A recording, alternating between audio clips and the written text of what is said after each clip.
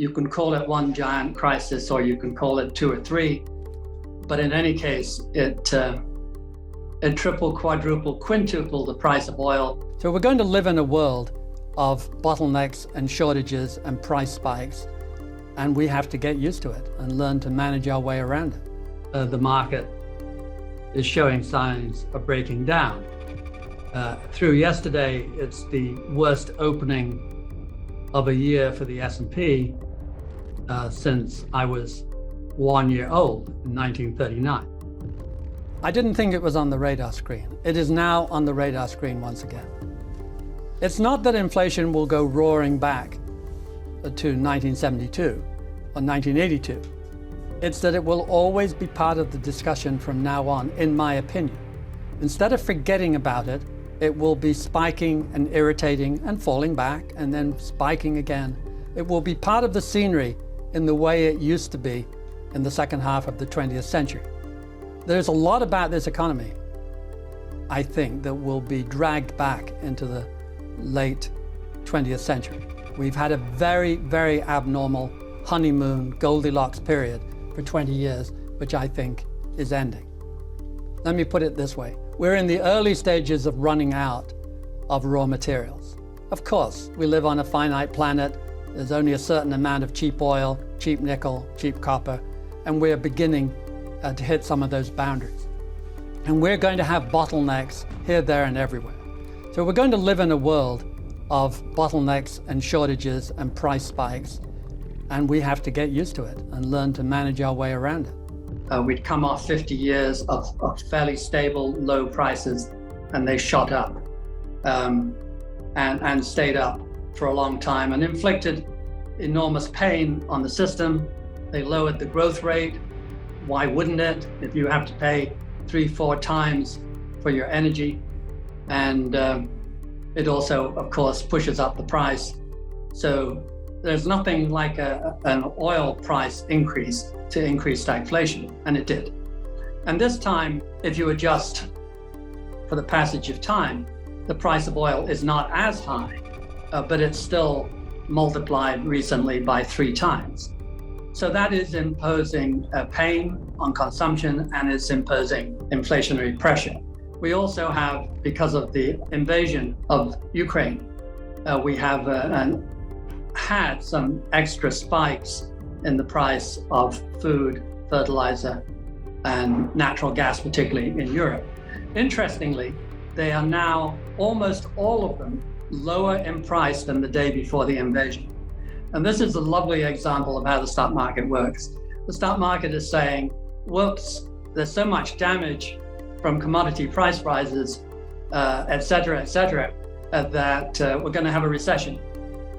But the recession isn't bad news, because the recession is going to get the Fed back in our camp of lowering interest rates again and helping stock prices.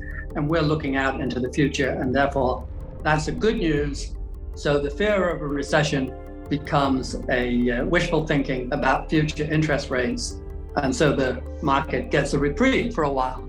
I view the stock market now really as a hobby.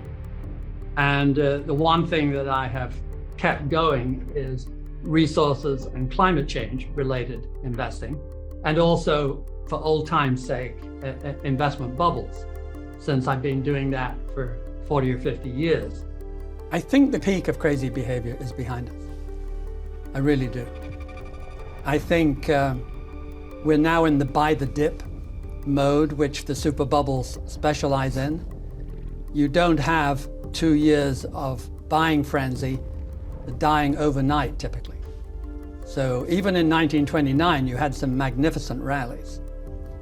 And buy the dip is the watchword of practically every brokerage house out there. And it always is. You never, almost never, have a major brokerage house say, the game's over, guys, duck.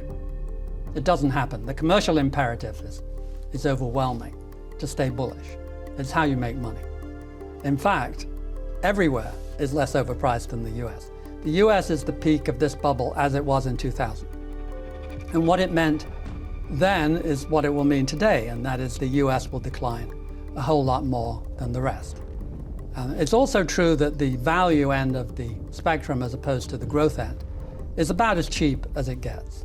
So if you can combine those by buying value stocks outside the US, I would say particularly emerging markets, but there's quite a few countries, Japan, the UK, where the markets are. If they're overpriced, they're only moderately overpriced. The US is not moderately overpriced. It is shockingly overpriced. The risks of a debt bubble breaking and the risks of an equity bubble breaking have simply not been understood by our Federal Reserve since Paul Volcker. They are incredibly naive. They haven't even got a clue. They're not even interested in the idea. The idea, Bernanke saying, oh, the US housing market has never declined. It merely reflects a strong US economy. Alan Greenspan encouraging, et cetera, right through until today. They don't realize that they're playing with such fire. My second point, high levels of debt are just far too often seriously dangerous and should be, in general, discouraged actively. That should be one of the responsibilities of top management. We have a wonderful exhibit that looks at the correlation between all the major sectors. There's only one where the correlation drops, and that is resources. The 10-year correlation is negative. So if you believe in inflation, you know that resources do very well. You also know that in the long run, it's strongly negative. It's negatively correlated, modestly, with the rest of the portfolio. As we're seeing today, when they do well, it puts a burden on the rest of the economy and they do bad. So there is a very strong case here for a resource portfolio. And the idea that, fundamentals, the real world doesn't count, all you need is money to generate real wealth, I think most people can feel is an illusion. You can imagine a situation where you had a much more serious virus, the economy really was on its knees, and the Fed would be doing everything it could. Would that be enough to save the system? In the end, the system is about the number of people working, the amount of capital spending, the quality of education of your workforce. That's the real world. We're talking about the paper world, and there's just so much blood you can get out of that. It's the COVID brought in spectacular excesses on the part of the Fed and the government writing checks. It was unprecedented, and the combination was very powerful.